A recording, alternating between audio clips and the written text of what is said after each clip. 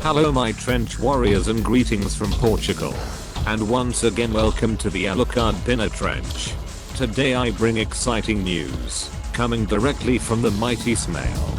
We have a new update, a new campaign on the outskirts of the Soviet capital. In addition to new maps for all other campaigns, we have the introduction of new tanks, planes, weapons and a new mechanic to the radio operator's squad. Without further ado, let's see what new this update brings to us. Let's start talking about the elephant in the room. Okay, I understand that you are a company that doesn't live off the air it breathes, but selling a KB nuke doesn't seem fair to me and balanced because the Axis paid for a 88mm made of cardboard. The mighty Snail sometimes can't understand the definition of balanced. In addition to the new maps for the USSR and Axis campaign, the Pacific Front and Normandy have also been expanded with 2 new missions. It's always good to have new maps and missions. In my opinion, the majestic Snail should focus more on new maps and game modes to break up the monotony. We will also have light, shadow and global illumination updates. We will now be able to see better in darker areas. A new mechanic. Now the radio operators can call supply crate airdrops. Very good idea, and will help bring a new dynamic to the game and maps. The generous Snail says that in the future we will have an event that will give us squads able to call in rocket strikes.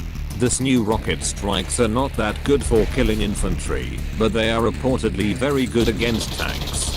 The radio operator squad in my opinion is one of the strongest squads in the game, and will now receive more tools to use in the battlefield, to cause more damage to the enemy, and receive more experience and silver. Now talking about weapons, the USA will receive a new semi-automatic.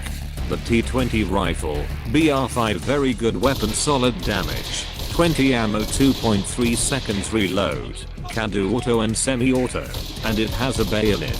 Basically it's an M1 Garand with steroids. This weapon will bring some balance to the USA BR5. They can be very strong with planes and tanks, but they didn't have any semi-automatic with damage to kill with one shot and stand up to the great F Jesus 42. For the Empire of the Rising Sun they will receive a new and exotic Swiss-made LMG. The KE7 BR3. It seems very good to me because it doesn't suffer from the top mag curse and we can use its sight properly. Good damage, 25 ammo, 2.4 seconds reload. You can make it auto and semi-auto, but it doesn't come with a bayonet. It seems very similar to the BAR LMG from the USA, and it's always good to receive new toys for Japan. Now talking about toys for Grey Zone and Cockpit Warriors. For the USSR they will receive another T-34, with all its pros and cons, but this time it has a ZIS 57mm anti-tank gun, BR3, another iron coffin for the battlefield, with an appointment with the majestic anti-tank grenade.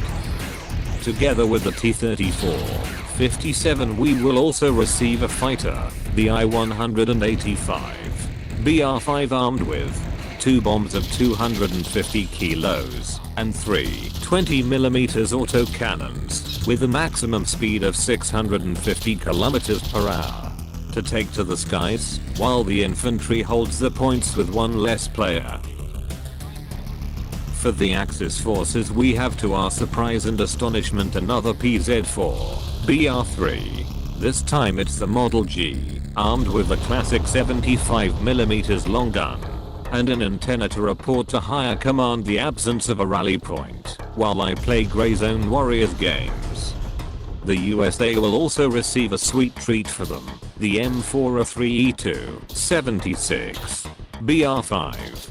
The jumbo shrimp that ate too much, armed with a 76mm long gun and a few more layers of armor.